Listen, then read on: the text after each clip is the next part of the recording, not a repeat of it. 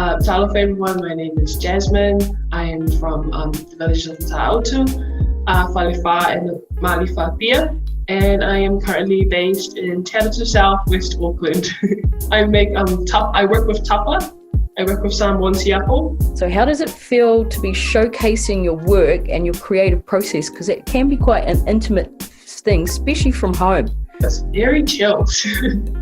I'm like very excited to be just like showing work from home and just being home and not having any other pressure from like outside. I mean, I do have uni stuff still, but it just feels more like I get to work at my own time and at my own pace and like just with, and like more importantly, the people around me. Going into lockdown has definitely like taught me the importance of my family dynamic in the way I make and how I make.